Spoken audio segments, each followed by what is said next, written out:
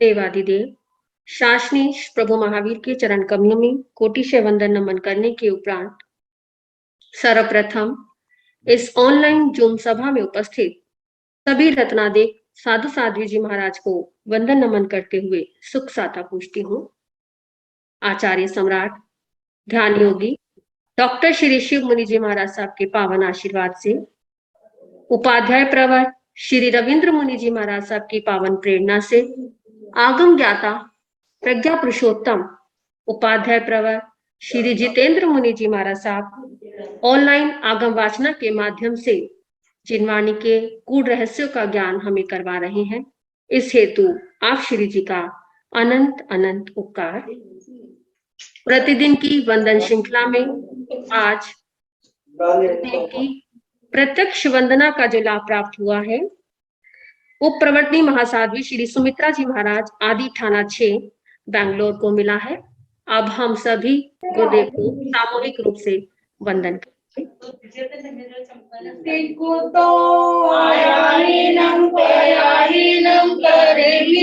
वंदामि नमस्तामि सत्कारिं सम्मानिमि कल्याणं मंगलं देयं श्रेयं पज्वासामि मतेन वदामि पिकुतो आयाहीनं पयाहीनं करिमि वंदामि नमस्तामि सत्कारिं सम्मानिमि कल्याणं मंगलं देयं श्रेयं पज्वासामि मतेन वदामि पिकुतो आयाहीनं पयाहीनं करिमि वंदामि नमस्तामि सत्कारिमि सम्मानिमि कल्याणं मंगलं देयं श्रेयं पज्वासामि मतेन वदामि। आप सबके सुख पाता है ना। आगम ज्ञान देने की कृपा करें।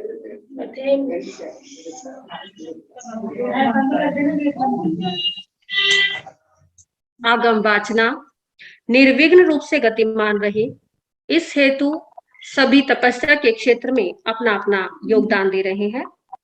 आज तप की लड़ी में जो नाम है वो इस प्रकार है।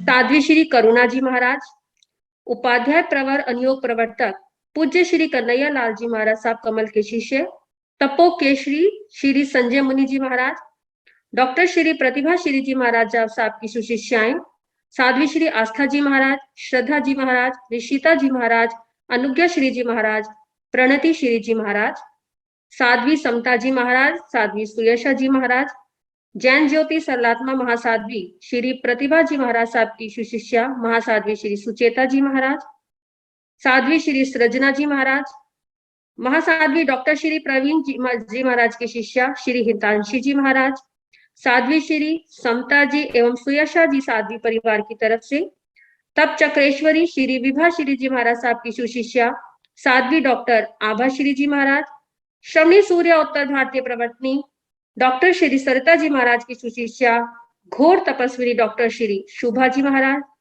आगम रसिका साध्वी श्री प्रेक्षा जी महाराज की सुशिष्या युवा तपस्विनी साध्वी श्री जया ज्योति जी महाराज, साधना के शिखर पूज्य श्री पुष्कर मुनि जी महाराज साहब की सुशिष्याएं श्री प्रियदर्शना जी महाराज साहब की सुशिष्या डॉक्टर श्री विचक्षण श्री।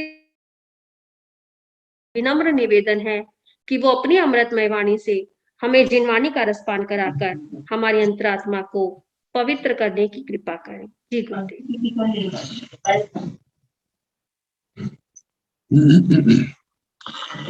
नमो अरिहंताण, नमो सिद्धाण, नमो आयर्याण, नमो ओवध्यायाण, नमो लोय सब साहुण, वेसो पंच नमोकारो सब पावकनाशनो, मंगलानंत संदेशन परमं हवै मंगलम्। जिन शासन जिन वाणी सदा जयवंत हो, श्रमण संग सदा अविचल मंगल हो। मुक्ति को प्राप्त श्रमण भगवान महावीर स्वामी, उनकी परम पावन कल्याणी भागवती वाणी वाचक प्रमुख श्री इंद्र भौती गौतम आदि बंदर भगवान युग प्रधानाचार्य परम पूज्य श्री सुधर्मा स्वामी जी महाराज, उनकी परम पावन पाठ परंपरा वर्तमान आचार्य ध्यान योगी परम पूज्य श्री शिव मुनि जी महाराज एवं गुरुजन सबके पावन चरण सरोजों में मेरा अनंत अनंत बार वंदना नमस्कार। आगम परिषद में विराजमान वरिष्ठ मुनिराज, अन्य मुनिवृंद, परम आदरणीय भगवती स्वरूपा महासाधना जी, श्री उत्तराधयन सूत्र की वाचना प्रारंभ है। 33वां अध्ययन कर्म प्रकृति सुनाया जा रहा है। 9वीं गाथा तक कल सुना चुके हैं। इसमें मौनी कर्म का वर्णन चल रहा है। दर्शन मौनी कर्म की 3 प्रकृतियां कल सुनाई। 10वीं गाथा चारित मोहन कम्मं दुरिहं याहियं कसाय मोहनिचं तो नो कसायं तहेवय। चारित्र मोहनं कम्मं, चारित्र मोहनीय कर्म चारित्र में मूढ़ता पैदा करते, जिसके उदय से आत्मा चारित्र से गिर जाता है। चारित्र पालना बड़ा मुश्किल होता है। वह चारित्र मोहनी, चारित्र मोहनी कर्म दुविहं व्याह्यं, द्विविधम व्याख्यातम, 2 प्रकार का कहा है। कसाय मोहनीचम तो नो कसाय तहे, कषाय मोहनी और नो कषाय मोहनी तहेव तथा। कषाय मोहनी में कषायों का क्रोध मान माया लोभ का वर्णन है और नो कषाय में हास्य रति अरति आदि का है। कषाय जो आत्मा में कसैलापन पैदा करते, आत्मा का ज्वलनशील भाव क्रोध, जो आत्मा को अहम भाव पैदा करते, अभिमान, जिसमें पाप को छिपाने की प्रवृत्ति हो, माया, भौतिक पदार्थों के प्रति लालसा व लोभ। तो ये 4 प्रकार का आगे वर्णन आएगा इन सब का। नो कषाय, कषाय तो नहीं, लेकिन कषायों को भड़काने वाले, कषायों के साथ रहते, कषायों के साथ रहते हैं, कषायों को भड़काने वाले हैं और ये कषायों की सामग्री को पैदा करने वाले। ऐसे कहा जाता है कि नो कषाय आग तो नहीं, लेकिन आग को भड़काने वाला ज्वलनशील पदार्थ, तेल है, ईंधन है। तो इस प्रकार ये नो कषाय। आगे फरमाया है 16 बीह भेण कम्मं तु कषायजं सप्तवीहं नव बीहं वा कम्मं नो कषायजं। कषायजं कषायों से उत्पन्न होने वाले जो भेद है वे 16 हैं। 16 बीह भेण, 16 प्रकार के भेद से कम्मं तु कषायजं, कषायों से उत्पन्न जे कर्म कषाय मुनि, चारित्र मुनि का भेद ये 16 प्रकार का है, जिसमें अनंतानुबंधी के 4 कषाय क्रोध मान माया लोभ। इसमें कषायों का अत्यंत प्रचंड रूप होता है। अप्रत्याख्यानी के कषाय पहले जैसे तो नहीं होते, लेकिन फिर भी भयानक होते।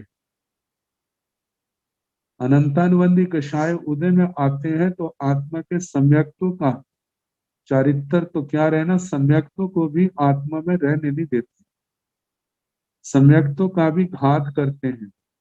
और इन कषायों के उदय में आयु का बंद हो, गति का बंद हो, तो नरक आयु नरक गति का ही बंद होता है। और जो अप्रत्याख्यानी है, ये अनंतानुबंधी से कम तो है, लेकिन फिर भी इनका प्रभाव बहुत है। इन कषायों के उदय में सम्यक्तों का तो घात नहीं होता, लेकिन सर्वविरति देश विरति आदि सब लुप्त हो जाते। इसके आगे प्रत्याख्याना वर्ण कषाय, इन कषायों के उदय जो है सम्यक्तों का भी घातक नहीं, देश विरति का भी घातक नहीं, लेकिन सर्व विरति को नहीं रहने देते, वो आने नहीं देते। और संज्वलन के कषाय जो है ये सर्व विरति को रोकते तो नहीं है, लेकिन यथा ख्यात चरित्र आत्मा में प्रकट नहीं होने देते। तो इस प्रकार ये 4 श्रेणियां होगी, अनंतानुबंधी के कषाय, अप्रत्याख्यानी के, प्रत्याख्यानावरण के, संज्वलन के। तो 4-4 करके जो 16 भेद हो गए। तरतमता को लेकर के कितने भी भेद किए जा सकते हैं, लेकिन आगमों में जो 16 भेद ही बताए। जैसे तरतमता कम ज्यादापन की लेकर के है तो कषाय ही, लेकिन 4 भागों में बांट दी। ऐसे अनेक आगे हम भाग कर सकते हैं, लेकिन 4 का ही वर्णन है। जैसे लेशों का था 3 भेद 6 भेद, 3 भेद 9 भेद, जघन्य मध्यम को लेकर के प्रत्येक लेशिया के असंख्याता भेद हो जाते हैं। ऐसे कषायों के भी तरतमता कम ज्यादापन को लेकर कितने भेद हो सकते हैं। तो कहा जी नो कषाय मोनी जो है ये 16 प्रकार का है। सप्तविहंग नव विहंग व कम्मंग नो कषाय नो, जो नो कषाय से उत्पन्न कर्म है, नो कषाय मोहनी, इसके भेद 2 प्रकार से हैं, एक 7 किए हैं, एक 9 किए। आसे रति अरति भय शोक जुगुप्सा जे तो 6 भेद हो। जब वेद मोहनी का केवल एक भेद किया जाता है, तब 9 कषाय के 7 भेद होते हैं। जब वेद मोहनी को 3 हिस्सों में बांट देते हैं, स्त्री वेद, पुरुष वेद, पुंसक वेद, तब 6 के साथ 3 मिलाने से 9 भेद हो जाते हैं। तो इस प्रकार 7 भेद और 9 भेद की का विभाग 9 कषाय का किया है। तो इस प्रकार ये मोनी कर्म, आगे आयु कर्म। नेरय्य तिरिखाऊ मनुष्याऊ तहेवय देवावं चौथंग तु आउ कम्मं चौविहं, आउ कम्मं चौविहं आयुष्य कर्म, ये 4 प्रकार का है। जैसे नेरय्य तिरिखाऊ नर काजू त्रिहन चाजू,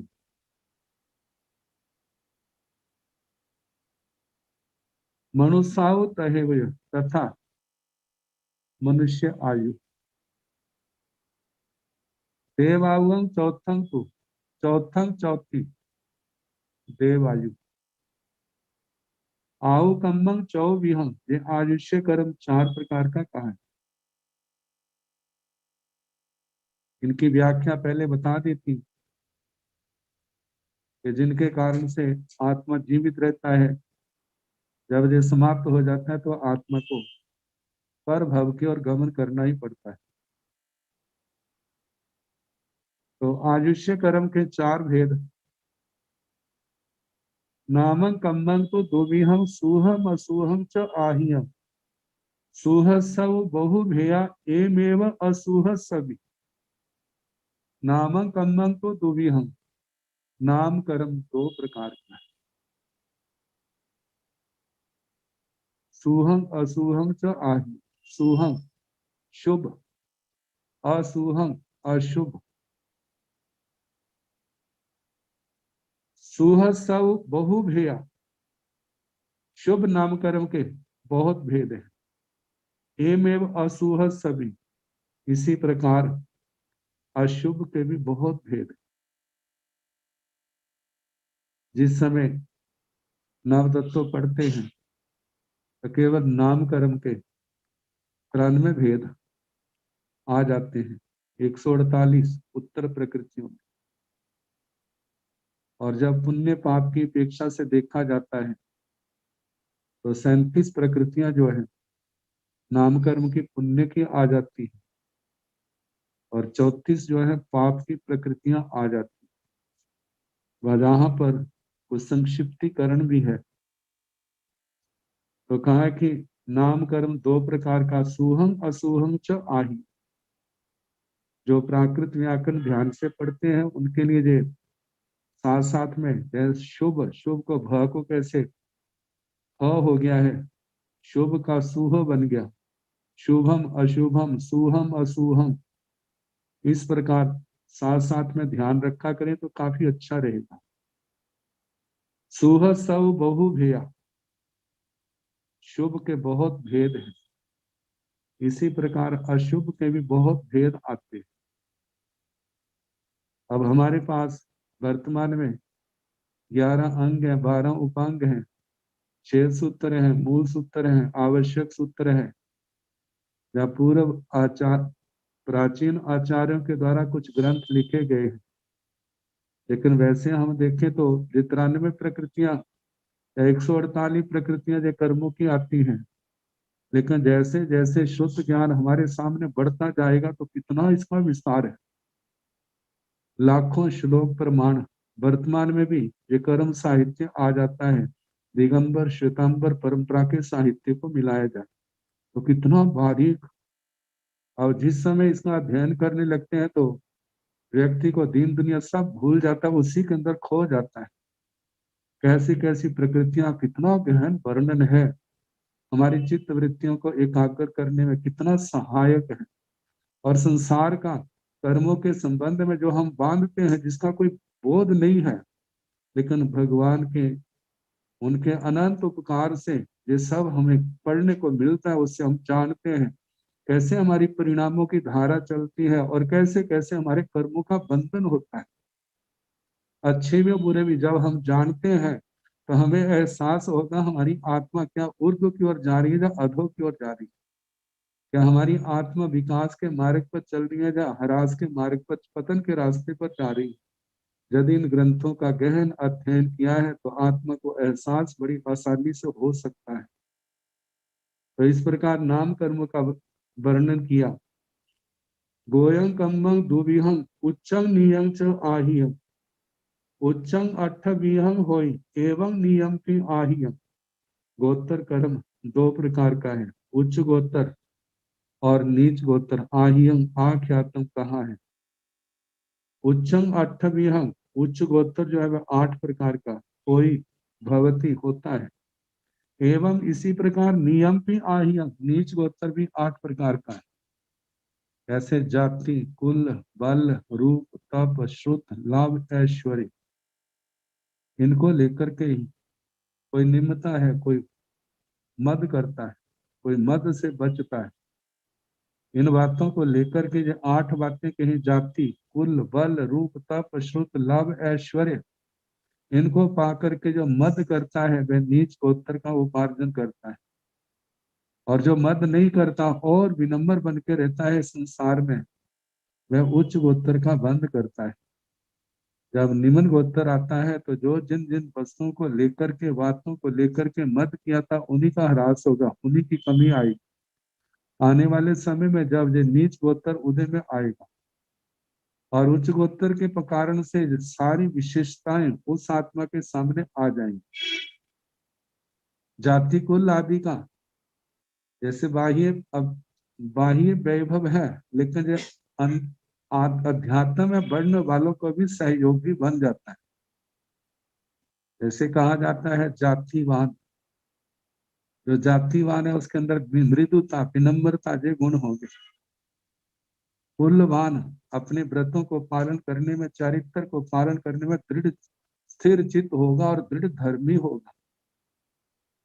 बलवान बल वाला है, वैसा बल वाला सेवा के क्षेत्र में बढ़ जाता है तो सेवा भी बहुत करता है, तपस्या के क्षेत्र में बढ़ जाता है तपस्या भी बहुत, क्योंकि बल के बिना थोड़ी होगी।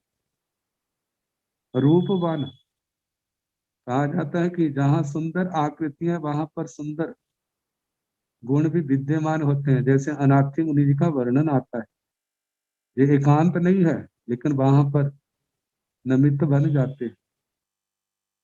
आगे तप है, श्रुत है, लाभ है, ऐश्वर्य है, अध्यात्म में जोड़े, आत्मा के साथ जोड़े, आत्मा विकास के लिए जोड़े, कितने आत्मा के ये गुण सहायक बन जाते हैं। तो कहा जाता है मद से नीच गोत्र और मद नहीं करने से, मद करने से नीच गोत्र का बंद होता है, मद नहीं करने से उच्च गोत्र का बंद करता है। तो उच्चम अठ वियम हो, उच्च गोत्र भी 8 प्रकार का है। एवं नियम की आयु, ऐसे नीच गोत्र भी 8 प्रकार का कहा है।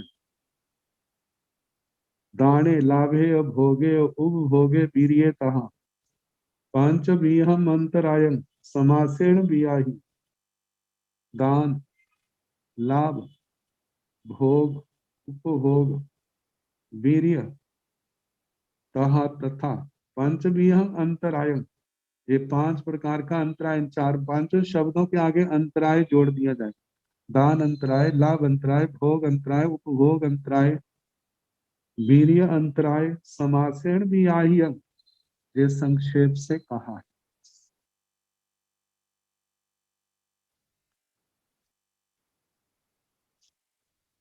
दान अंतराय,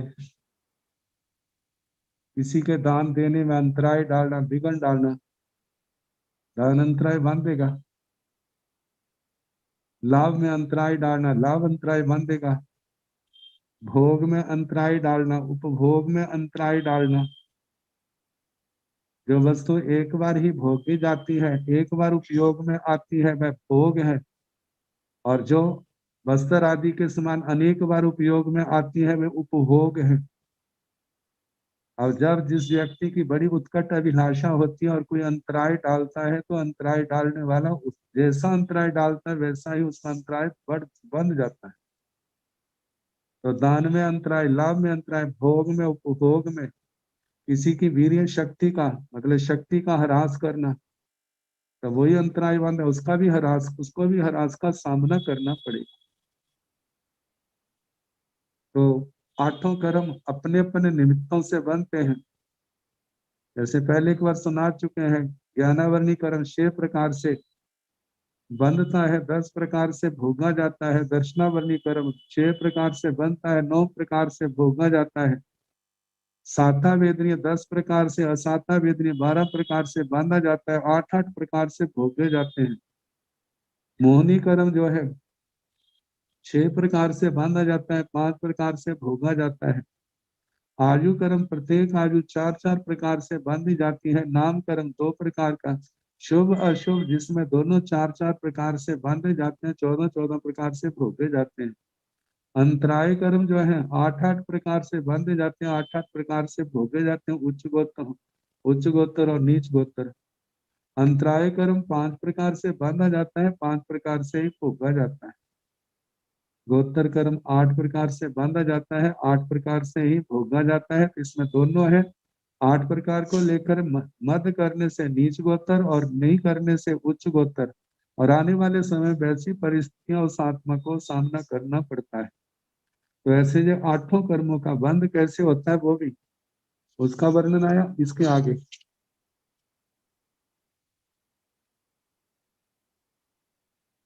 कर्मों के प्रदेशाग्र, क्षेत्र, काल और भाव। एआव मूल पैडियो उत्तरावय आहिया पैसगम क्षेत्र कालेयो भावं चादुत्तरं सुन। एआव मूल पैडियो जे मूल प्रकृतियां 8 ज्ञानावर्णीय, दर्शनावर्णीय, वेदनीय, मोहनीय, आयु, नाम, गोत्र, अंतराय, ये मूल प्रकृतियां हैं। उत्तरावय आहिया और उत्तर प्रकृतियां ये संक्षेप से कही है। ये कही है पैसगम, इनका प्रदेशाग्र, द्रव्य परमाणु परिमाण, क्षेत्र काल्य क्षेत्र काल, भावं च चादुत्तरं सुन, और भाव को प्रदेशाग्र, क्षेत्र, काल और भाव, उत्तरंग इनके सुनो। सभ्य सिंह चेव कम्बाणं पैसगम अनंतगम गंठिय सत्तायम अंतो सिद्धान आहियम। सभी एक समय में, वैसे एक एक आत्मा के ऊपर जो कर्म वर्गणाएं हैं, एक एक आत्म प्रदेश के ऊपर अनंत अनंत कही, लेकिन जहां पर वर्णन है कि एक समय में जो आत्मा कर्म परमाणुओं को ग्रहण करता, वे कितने हैं? हम लोग उसको, हमें दिखाई नहीं देती, गणना कहां से करेंगे। लेकिन फिर भी भगवान सर्वज्ञ सर्वदर्शी, उन्होंने जो देखा जो जाना उसके अनुसार फरमाया। सभ्य सिंह चैव कम्बाण पैसगम अनंतगम, सभी कर्मों का प्रदेश सागर, परमाणु प्रमाण, परिमाण जो है वह अनंत है। कितना? गंठीय सत्तायं अंतो सिद्धान आहि। गंठीय सत्तायं, ग्रंथिक या ग्रंथिक सत्वातीत, ग्रंथिक, इसकी व्युत्पत्ति करते हुए आचार्यों ने कहा है ग्रंथिम गत्वा पुनरावर्तन्ते, ग्रंथि तक जा करके पुनः निवर्तन्ते, वापिस लौट आते। ऐसे जीव ग्रंथिक कहा जाता है, ग्रंथिक सत्व, ग्रंथि तक जो कर्मों की प्रगाढ़ गांठ है, जिसके संबंध में पहले कह चुके हैं, जब आत्मा की आजु कर्म को छोड़ करके शेष कर्मों की स्थिति एक कोटा कोटि से कम हो जाती है यथा प्रवृत्ति करण के द्वारा, तो कोई जीव अपने अपूर्व करण के द्वारा उस ग्रंथि का भेदन करते हैं। जब इतनी कर्मों की स्थिति रहती है तो कर्मों की प्रगाढ़ गांठ आती है, तो कोई बिरला जीव जो है उसको भेदता है अपूर्व करण के द्वारा, और निवृत्ति करण के द्वारा वह सम्यक्तों का अधिकारी बनता है, प्राप्त करता है। नहीं तो अभव्य क्या भव्य क्या, जिनका संसार लंबा है, कर्मों की स्थिति लंबी है, तो कहा जाता है इसको देख करके घबरा के पीछे हट जाते हैं।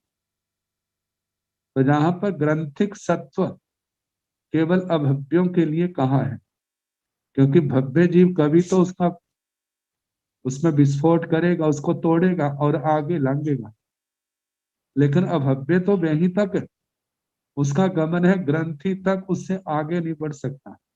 इसलिए अभव्य जीवों को ग्रंथिक सत्व कहा है। ग्रंथिक ग्रंथिक ग्रंथिं गच्छन्ति इति ग्रंथिगा, मतलब ग्रंथि तक जाते हैं और उसके बाद वापिस लौट आते हैं। ऐसे जीव जिन्होंने कभी ग्रंथि को पार नहीं करना, वो अभव्य जीव। कहा कि अभव्य जीवों की जब उन कर्म प्रमाणुओं को हम गिनने लगते हैं और उधर से अभव्यों को गिनने लगे, तो अभव्य जीव समाप्त हो जाएंगे, लेकिन वो कर्म प्रमाणु जो है एक समय में जो ग्रहण किए जाते हैं उनकी संख्या समाप्त नहीं होगी। अब इसके आगे बढ़ते बढ़ते कहां तक जाती है? वह अंतो सिद्धान आह्यम, सिद्धों का अनंतम भाग, सिद्धों से जितने सिद्ध भगवान है उनसे अनंत भाग न्यून तक उनकी संख्या, वो एक समय में ग्रहण किए हुए कर्म परमाणु की संख्या जो है फिर समाप्त हो जाती है। तो ये कहां तक है? वैसे आगमों के शब्दों से जो हमारी प्रज्ञा से, जब हमारी दृष्टि का विषय नहीं है तो हम कहाँ पहुंचेंगे। लेकिन जिनको 98 बोलकर थोकड़ा आता है, इसका प्रज्ञापना सूत्र में वर्णन है अल्प बहुत्व जीवों का। तो 74वीं राशि अभव्यों की है, 75वीं राशि जो है वह प्रतिपाती सम्यक दृष्टियों की है, 76वीं राशि जो है वह सिद्ध भगवंतों की। तो कहा जाता है कि 74वीं राशि से तो अनंत गुना ज्यादा है, वे कर्म परमाणु हैं, लेकिन सिद्ध भगवंतों से अनंत गुना न्यून है। क्योंकि कहा जाता है 73वीं राशि में सूक्ष्म निगोध पर्याप्त आते हैं, 74वीं राशि में अभव्य व सूक्ष्म निगोध जो पर्याप्त है, जहां पर शरीरों की अपेक्षा से गिना है, ना कि उन जीवों की अपेक्षा से। जीवों का बोल अलग है, आगे आता है। तो कहा जाता है कि जितने सूक्ष्म निगोध पर्याप्त है उनसे अनंत गुना अभव्य ज्यादा है, और जितने अभव्य जीव हैं उनसे अनंत गुना ज्यादा प्रतिपाती सम्यक दृष्टि जीव है। जितने इस संसार में 14 राज्यलोक में प्रतिपाती सम्यक दृष्टि है, उनसे अनंत गुना ज्यादा सिद्ध भगवान है। तो जो एक समय में कर्म ग्रहण किए, कर्म परमाणु ग्रहण किए जाते हैं, उनकी संख्या अभव्यों से तो अनंत गुना ज्यादा है, लेकिन सिद्ध भगवंतों से अनंत गुना न्यून है। आचार्यों का कहना है कि इसका मतलब ये है कि जो 75वीं राशि है बस उसके आसपास रहते हैं वो कर्म परमाणु, कभी उतने हो गए, कभी उससे कम हो गए, कभी थोड़े से ज्यादा हो गए, लेकिन वो अनंत गुना का अंतर तो वैसे का वैसा ही रहता है। तो इस प्रकार एक समय में जो कर्म परमाणु, कर्म वर्गना के परमाणु आत्मा ग्रहण करता है, वे जो है संख्या में इतने हैं, अभव्यों से अनंत गुना ज्यादा और सिद्ध भगवंतों से अनंत गुना न्यून। अंतो सिद्धान आही, सिद्ध भगवंतों से अनंत में भाग में, मतलब अनंत में भाग, अनंत मतलब के अनंत गुना न्यून है, कम है। आगे बताया है सब जीवान कम्बंतु संग छ दिशा गयम सभ्येषु विपयसेषु सब्बं सभ्येन बद्धगम। सब जीवान कम्बंतु, सभी जीवों का कर्म बंध, संग है संग्रह दृष्टि से, 6 दिशा गए, 6 दिशाओं से आए होते, सभ्येषु विपयसेषु, आत्मा के समस्त प्रदेशों में, एक एक प्रदेश में, सब्बं सभ्येन बद्धगम, सारे कर्म जो है सारे आत्मा के द्वारा वो बद्धगम बांधे। अपने जैन परंपरा में एक ऐसी धारणा भी है कि 8 रुचक प्रदेश जो है आत्मा के कर्मों से अनावृत रहते हैं, वो बंधते नहीं है। लेकिन जहां इस पाठ से भगवती सूत्र में जो आता है उसके अनुसार से कहा जाता है सब्बं सभ्येन बंधाई, ये कर्म का बंध जो है सर्व आत्म प्रदेशों से, सर्व आत्म प्रदेशों के ऊपर बंधता है। तो इसके आगे वो जो है जो 8 प्रदेश अनावृत रहते हैं वो धारणा टिकती नहीं है। तो कहा है कि सभ्य सुभी पयसी, सभी प्रदेशों में सब्बं सभ्येन बद्धगम, आत्मा के समस्त प्रदेशों के द्वारा मतलब वो सारा कर्म बंद किया गया है। जहां पर 6 दिशा का कहा है, ये ओघ से सामान्य से है, लेकिन आगमों के ही धारणाओं से, क्योंकि ये संक्षिप्त में वर्णन है, कहा जाता है त्रस जीव तो नियम से 6 दिशाओं से बांधते हैं, क्योंकि वो त्रस नाल में है। लेकिन स्थावर जीव जो है, जो लोक के अंदर है, लोक के बीच में है, किनारों पर नहीं है, जिनके 6 दिशाओं में लोक है, वो तो 6 दिशाओं से ही बांधते हैं। लेकिन जो लोक के निष्कुट स्थानों पर है, निष्कुट वो वैसे कोणे के रूप में, ऊपर भी लोकाकाश है, आलोक है, नीचे भी आलोक है, थोड़ा सा स्थान है जो लोक का है। कहा जाता है कि कई जीव ऐसे हैं जो लोक के किनारों पर है, किसी के एक दिशा में आलोक है, किसी के दो दिशा में आलोक है, किसी के तीन दिशा में लोक है, आलोक है। तो उन एक इंद्रिय जो सूक्ष्म जीव है, उनके जितनी दिशाओं में आलोक है उसको माइनस कम कर देना।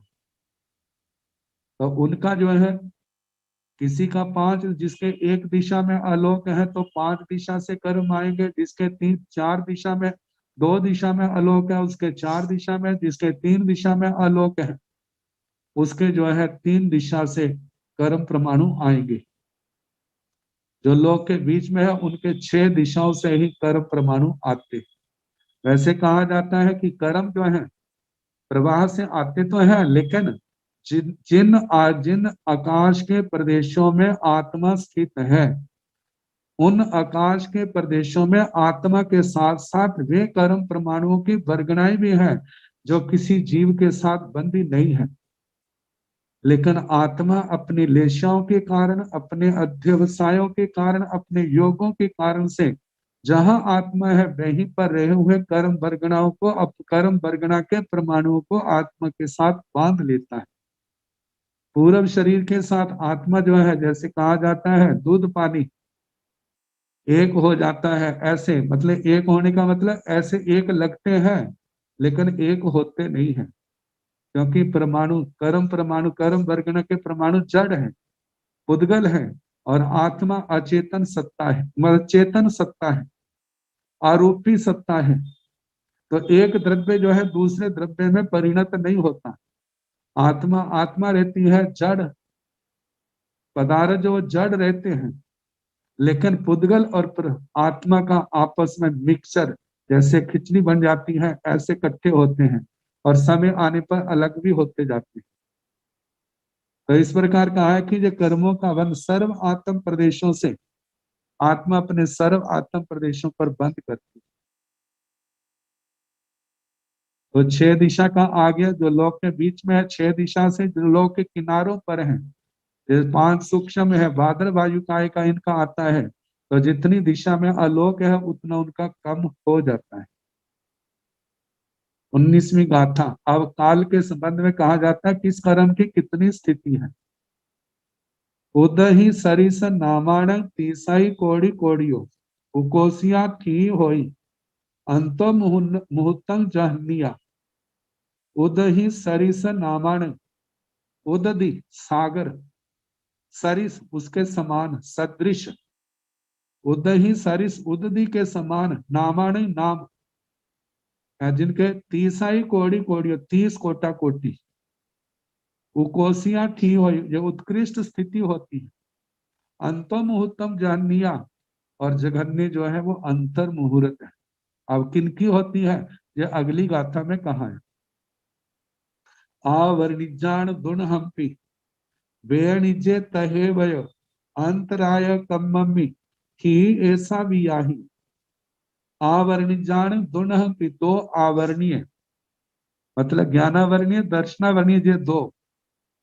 बेणिजे वेदनीय तहेवय तथा अंतराय कम्मम्मी, और अंतराय कर्म में थी ऐसा भी आहिया, ये स्थिति कही है। अब इसमें कुछ विचारणीय है, जैसे ज्ञानावर्णीय दर्शनावर्णीय अंतराय, इन कर्मों की जघन्य स्थिति तो अंतर मुहूर्त ही है,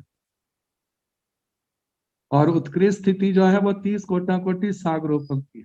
और वेदनीय कर्म जो है उनका कहा है जघन्य अंतर मुहूर्त उत्कृष्ट 30 कोटा कोटि सागरोपम। लेकिन तत्वार सूत्र में, प्रज्ञापना सूत्र में वेदनी कर्म की स्थिति के संबंध में कहा है जघन्य 12 मुहूर्त और उत्कृष्ट 30 कोटा कोटि सागरोपम। तो कहा जी भेद क्यों है अंतर मुहूर्त और 12 मुहूर्त का। तो प्राचीन आचार्यों ने तो ये कह दिया बहुश्रुता विदंती, इस बात को बहुश्रुत जानते हैं, हम भी इसके बारे में कह सकते हैं। लेकिन ये सामान्य से ऐसा कहा जा सकता है जहां पर इस बंध में केवली भगवान को भी ले लिया,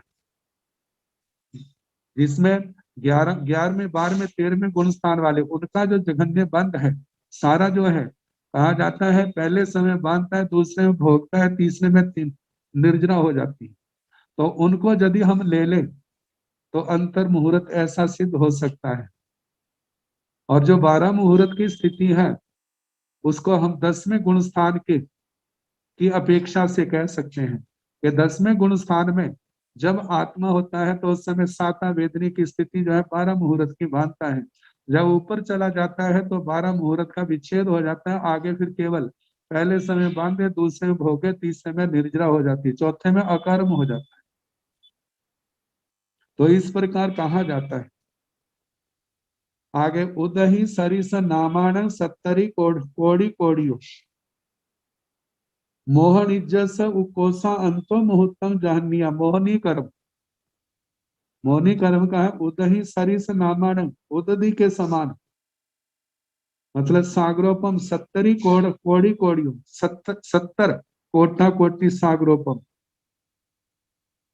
मोहन इज्जत उकोसा, मोहनी कर्म की उत्कृष्ट स्थिति है। अंतो मुहूर्तम जहनिया, और जघन्य अंतर मुहूर्त है। ये सामान्य बताया है, प्रज्ञापना सूत्र में जब कर्मों का अधिकार बहुत विस्तार से चलता है, वहां पर एक एक प्रकृति का जघन्य बंध कितना, उत्कृष्ट बंध कितना है, सब सारा बताया है। और वहां पर ये भी बताया है कि एक इंद्रिय जीव कम से कम कितनी स्थिति वाले कर्म बांधते हैं, ज्यादा ज्यादा कितनी स्थिति वाले, ऐसे 2 इंद्रिय, 3 इंद्रिय, 4 इंद्रिय, 5 इंद्रिय, त्रयंच मनुष्य आदि जघन्य उत्कृष्ट कितनी बांधते हैं, सारा बताया वहां पर। तो जहां पर सामान्य से बताया है जघन्य से अंतर मुहूर्त, उत्कृष्ट से 70 कोटा कोटि सागरोपम। तो 70 कोटा कोटि सागरोपम जो स्थिति है जो मिथ्यात्व की है, जब आत्मा बांधता है उत्कट संक्लिष्ट परिणामों से कृष्ण लेशिया वाला, तब ऐसी उत्कृष्ट स्थिति वाली बनती है जैसे 30 महामोनी के स्थान बताए थे। ऐसे कर्म करने वाला इतनी लंबी दर्शन मोनी, मिथ्या दर्शन मोनी की स्थिति बांध लेता है। और कषाय मोनी की स्थिति जो उत्कृष्टि है वह 40 कोटा कोटि सागरोपम की श्री प्रज्ञापना सूत्र में बताई। आगे 33 सागरोम उपोषण वियाहिया अंतो मुहूर्तम जहनिया। आयु कर्म की स्थिति चारों गतियों की अपेक्षा औघिक दृष्टि से जघन्य अंतर मुहूर्त उत्कृष्ट 33 सागरोपम की आयु के ही। कहा 33 सागरोपमा उकोषण वियाहिया, उत्कृष्ट से 33 सागरोपम, और थी अंतो मुहूर्तम जहनिया, और जघन्य अंतर मुहूर्त समुच्चय से बताए थीव आओ कम्मसा आयु कर्म की स्थिति। चारों गतियों को देखें तो नरक में और देव गति में जघन्य 10,000 वर्ष की आयु, उत्कृष्ट जो है 33 सागरोपम की आयु है। त्रियंच गति और मनुष्य गति में देखें तो जघन्य अंतर मुहूर्त की आयु, उत्कृष्ट जो है 3 पल्योपम की आयु स्थिति है। आगे अबाधा काल पड़ता है, अबाधा काल, बाधा काल, वैसे कहा जाता है इनका अलग अलग हिसाब है। जैसे 30 कोटा कोटि है, 1 कोटा कोटि के पीछे 100 सागरोपम का अबाधा काल पड़ता है, मतलब कर्म बांधा है इतने समय तक वो बिल्कुल शांत रहेगा, उसके बाद उदय में आने लगे। 1 कोटा कोटि है, 30 कोटा कोटि है तो 3000 उसका अबाधा काल आ गया। और 30 कोटा कोटि 70 है तो 7,000, 20 है तो 2,000। लेकिन आयु कर्म के संबंध में नारकी देवता अपनी आयु बंध जो है समाप्ति से 6 महीने पहले बांधते हैं, तो उनका अवधा काल केवल 6 महीने का रहता है। त्रियांश और मनुष्य जो बांधते हैं इनका अवधा काल जुगलिये जो है उनका 6 महीने का है, लेकिन शेष जो है उनका जो आयु बांधते हैं कम से कम अंतर मुहूर्त ज्यादा करोड़ पूर्व का तीसरा हिस्सा, इतना अवधा काल आता है। तो इस प्रकार ये आयु कर्म का हुआ। उदही सरिस नामाण बीसाई कोड़ी कोड़ियो नाम गोताण उपोसा 8 मुहूर्ता जहनिया। उदधि सरिस मतलब सागरोपम, बीसाई कोड़ा कोड़े 20 कोटा कोटि सागरोपम उत्कृष्ट स्थिति है। इनकी नाम गोताण, नाम गोत्र कर्मों की, उकोसा उत्कृष्ट स्थिति, 8 मुहूर्ता जहनिया, और जघन्य जो नाम और गोत्र की स्थिति है वह 8 मुहूर्त की है। कम से कम इतनी ज्यादा 20 कोटा कोटि सागरोपम जघन्य कितनी भी, जैसे जैसे बंद स्थान है उसके अनुसार बांधता है। सिद्धान अनंत भागोय अणुभागा हवंती सभ्यसु भी पये सगम सब जीवेशु अइच्छियम। कहते सिद्धान अनंत भागोय अणुभागा हवंती अनुभाग रसवंत। इसके संबंध में कहा है कि इनके जो स्थान है वह सिद्ध भगवंतों का अनंतमा हिस्सा है। इतने अनुभाग होते हैं, अनुभाग स्थान।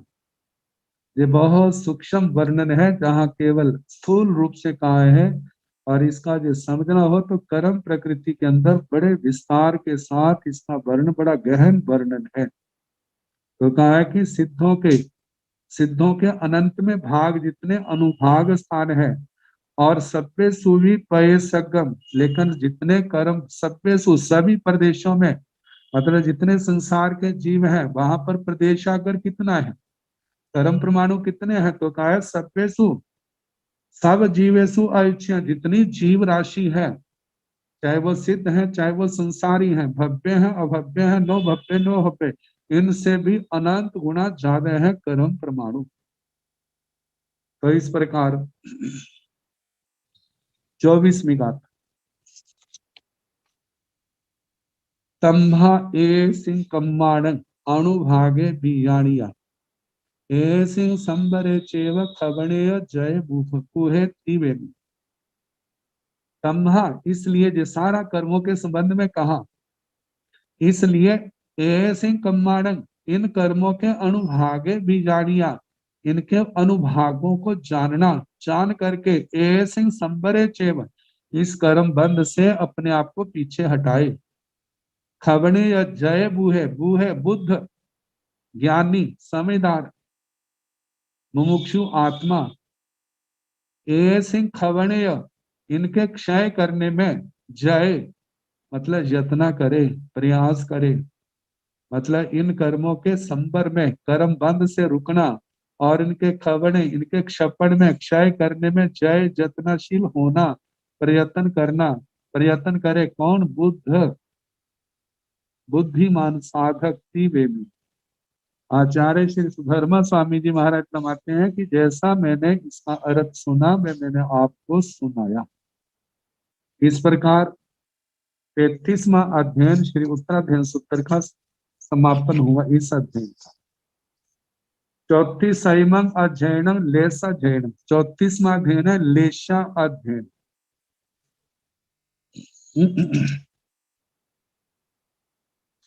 33वां अध्ययन कर्म प्रकृति है, और 34वां लेशा अध्ययन।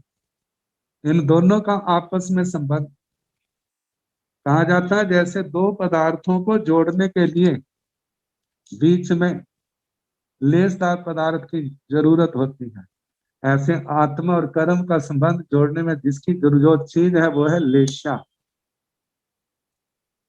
अब कहा जाता है श्लिष्यते, मसलिष्ट होते हैं कर्माणि अन्य इसके द्वारा, वह लेशा है। वैसे आचार्यों ने इसकी परिभाषा की योग परिणाम है। आगम के अंदर स्पष्ट परिभाषा न होने के कारण से आचार्य भगवंतों को जिनके जो जो अपने क्षोभम के आधार पर परिभाषा आई, उन्होंने अपने अनुसार अपनी सूझबूझ के अनुसार की, लेकिन जो अपनी समझ में आई है योग परिणाम है लेशा।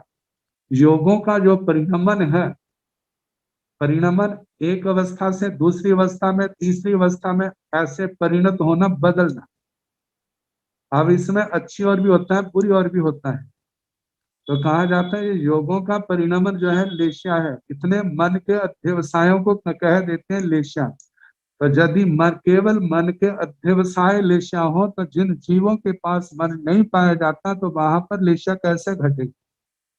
तो उस परिभाषा के अनुसार उनके पास योग होते हैं, उन योगों का परिणमन ही क्या है, उनकी लेशा है। और कहा जाता है जब तक योग है तब तक लेशा है, जब योगों का निरोध हो जाता है तो लेशा भी वहां पर नहीं रहती, वो अलेशी जीव हो जाते हैं। जैसे 13वें गुण स्थान तक लेशा की सत्ता है और 13वें गुण स्थान के आखिर तक वहां पर योगों की सत्ता है, योग चलते हैं, लेकिन 14वें गुण स्थान में ना लेशा है ना योग है, तो इसलिए कहा जाता है योगों का परिणमन जो है वह लेशा है, और 14वां गुण स्थान अलेशी का है, अयोगी का है। तो इसके संबंध में कल जैसे अवसर होगा सुनाने का प्रयास किया जाए। नमो अरिहंताण, नमो सिद्धाण, नमो आयर्याण, नमो ध्यायाण, नमो लोए सब साहुण, एसो पंच नमोकारो सव पाव पण सुनो मंगलानंद सम्मे सिंह परमं हवै मंगलम। श्री चतारी मंगलम अरिहंता मंगलम सिद्धा मंगलम साहु मंगलम केवली बनतो धम्मो मंगलम। चतारी लघुत्तमारिहंता लघुत्तम सिद्धा लघुत्तम साहु लघुत्तम केवली बनतो धम्मो लघुत्तमो।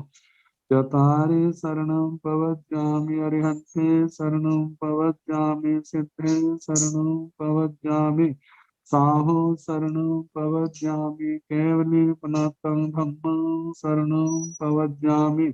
चार शरण सुख करने दुख हरने मंगल करने और शरणा नहीं कोई, जो भव प्राणी आज करे अक्षय अमृत।